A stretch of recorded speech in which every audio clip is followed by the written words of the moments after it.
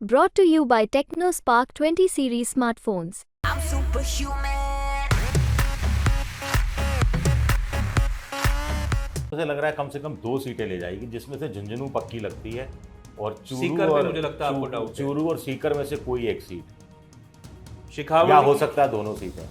शेखावटी का आपका मानना है कि 2 से 3 सीटें कांग्रेस के पाले में आ सकती हैं। इसके अलावा अगर बात करें टोंक सवाई माधोपुर, दौसा, बाड़मेर, जैसलमेर, ये तीनों सीटें क्या आप कांग्रेस को देंगे? बिल्कुल। अच्छा, और नागौर में क्या लग रहा है सर? आपको लगता है कि जो नागौर में मुझे लगता है कि हनुमान बेनीवाल स्क्रैप थ्रू कर जाएंगे। आपका क्या असेसमेंट है 25 सीटों पे? आपको क्या लग रहा है, क्या फिगर बीजेपी का आने वाला है, क्या फिगर कांग्रेस का आने वाला है?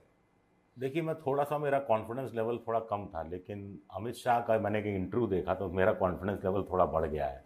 अमित शाह जिसमें वो जब कह रहे हैं कि एक आध 2 सीट का 2 सीट की बात वो कटौती कम हो से कम सकती कर है। रहे हैं। 2 सीट की बात अगर अमित शाह कर रहे हैं तो यकीन मानकर चलिए कि इसका 3 गुना भी हो सकता है। 3-4 गुना भी हो सकता है। तो मोटे तौर पर ऐसा लग रहा है कि 16-17 बीजेपी, आ सकती है। 7-8 कांग्रेस। तो अगर 16 सीटें कांग्रेस 9 सीटों पे जीतती है, 16 सीटों पर अगर बीजेपी जीतती है, तो आपके हिसाब से वो कौन सी 9 सीटें हो सकती हैं जिस पर कांग्रेस स्ट्रांग लग रही है, जिस पर आपको लगता है कि उसका पलड़ा भारी है? मेरा ये मानना है शेखावटी की तीनों सीटें आपके हिसाब से लग रहा है कि चूरू, झुंझुनू और सीकर की जो सीटें हैं वो कांग्रेस ले जाएगी। हाँ, मुझे इसमें से लग रहा है कम से कम 2 सीटें ले जाएगी, जिसमें से झुंझुनू पक्की लगती है और सीकर पे मुझे लगता है आपको डाउट है। चूरू और सीकर में से कोई एक सीट या शेखावटी हो सकता है दोनों सीटें। शेखावटी का आपका मानना है कि 2 से 3 सीटें कांग्रेस के पाले में आ सकती हैं। इसके अलावा अगर बात करें टोंक सवाई माधोपुर, दौसा, बाड़मेर, जैसलमेर, ये तीनों सीटें क्या आप कांग्रेस को देंगे? बिल्कुल। अच्छा, और नागौर में क्या लग रहा है सर? आपको लगता है कि जो नागौर में मुझे लगता है कि हनुमान बेनीवाल स्क्रैप थ्रू कर जाएंगे। तो ये एक और सीट है जो विजय विद्रोही जी के हिसाब से कांग्रेस प्लस के पाले में जाने वाली है। आरएलपी के साथ उनका गठबंधन था इस सीट के लिए। विजय जी, ये तो बात हो गई शेखावटी बेल्ट की, टोंक सवाई माधोपुर, दौसा, बाड़मेर, जैसलमेर और नागौर की सीट की। भरतपुर की सीट पर संजना जाटव ने चुनाव लड़ा, उस सीट पर क्या लग रहा है कि आपको लगता है वो सीट कांग्रेस निकाल पाएगी? देखिए, मैं आपको ईमानदारी से बता दूं कि मेरा बहुत ज़्यादा इधर उधर जाना हुआ नहीं है जी। तो जो फील्ड लेवल पर जो पत्रकार हैं, जो पुराने यार दोस्त हैं, जो पुलिस प्रशासन के जो अधिकारी हैं, जो उनसे जान पहचान है, उनका आंकलन के आधार पर मैं बता रहा हूं, उनके हिसाब से भरतपुर की सीट भी कांग्रेस जीतने की स्थिति में है। ये हम कोई सीट जीती हुई या हारी हुई नहीं बता रहे, हम एज बता रहे हैं कि इन सीटों पर कांग्रेस को एज है। आपके हिसाब से कांग्रेस का पलड़ा भारी है और कांग्रेस निकाल सकती है हाँ, मेरे पास कल 1-2 फोन गंगानगर से आए, वो कह रहे हैं आप यकीन मानिए 100% कांग्रेस जीत रही है, कांग्रेस जीत रही है। हालांकि उनमें से सबके सब कांग्रेस के कार्यकर्ता हैं, लेकिन जिस ढंग से उन्होंने मुझे कन्विंस करने की कोशिश की, अब मैंने कहा नहीं, मुझे मुश्किल लग रहा है कि नहीं, फिर वो हिसाब किताब गिनाने लग गए कि इतने इस जाति के हैं, इतने जाति के हैं। जो इंटरव्यू की आप बात कर रहे थे विजय जी, अमित शाह का न्यूज़ 18 को दिया वो इंटरव्यू मैंने भी सुना है। उसमें वो तमाम बाकी के जो स्टेट्स हैं उसमें 100% की बात कर रहे हैं या फिर इजाफे की बात कर रहे हैं, सिवाय यूपी के जिसमें उन्होंने कहा कि 5 सीटें बढ़ सकती हैं। राजस्थान में उन्होंने कहा 1-2 सीट की कटौती हो सकती है। ऐसे में क्या आपको लगता है कि अगर राजस्थान में इस प्रकार का माहौल रहा है जहाँ पर बीजेपी अपनी परफॉर्मेंस रिपीट नहीं करती, तो क्या उसका रिपल इफेक्ट आसपास के प्रदेशों में हो सकता है? मध्य प्रदेश, गुजरात का जो चुनाव पिछला जो फेज गया है 7 मई को, उसमें हुआ, क्या आपको लगता है उसका रिपल इफेक्ट हुआ होगा बाकी आसपास के स्टेट्स में?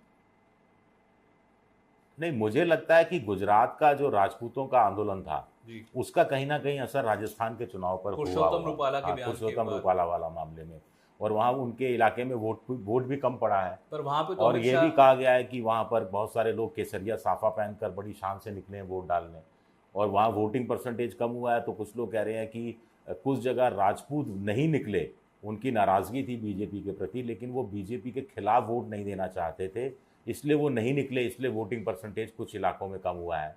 लेकिन 4-5 सीटों पर उसका असर रहा है गुजरात में, मोटे तौर पर कहा जा रहा है। और उसका जो आप कह रहे हैं असर, वो राजस्थान, इसके अलावा कुछ हद तक यूपी में भी रहा है।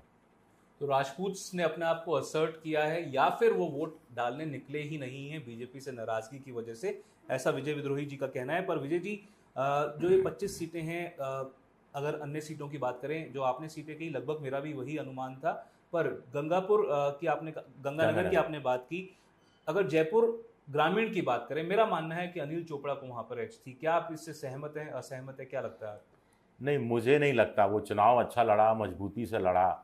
अगर पार्टी में एक दो लोग बड़े नेता लालचंद कटारिया जैसे नहीं छोड़ के गए होते और पूरा तनमन से साथ देते तो वो थोड़ा उस जाट बिरादरी का वोट थोड़ा ज़्यादा मुझे लगता मिल जाता।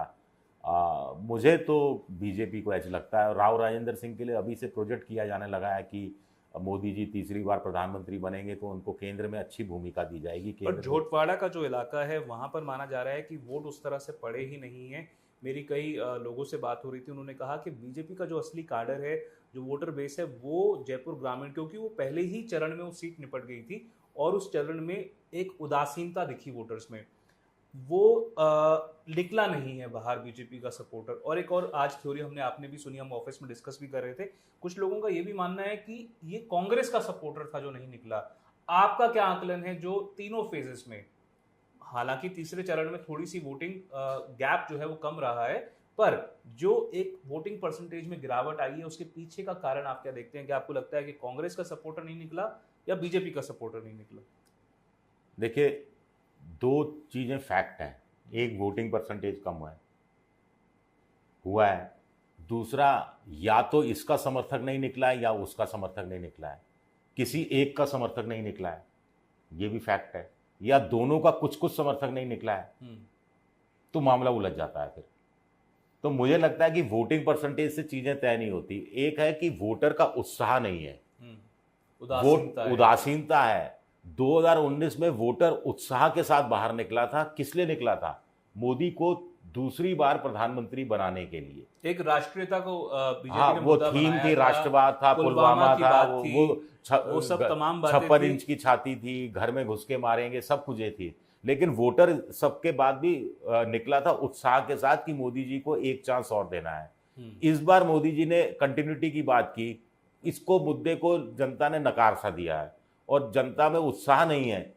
आप हैरानी की बात देखिए ना, कल मोदी और अमित शाह दोनों गुजरात में थे, दोनों वोट डाल रहे थे। वोट डालने के बाद वो जनता के बीच भी जा रहे थे, जिसको कुछ लोगों ने कहा एमसीसी का उल्लंघन है, जो भी है, मैं उस बहस में नहीं जाना चाहता। लेकिन वोट देने की अपील भी कर रहे थे। उसके बावजूद उन्हीं के गुजरात में 6% वोटिंग कम हो गई।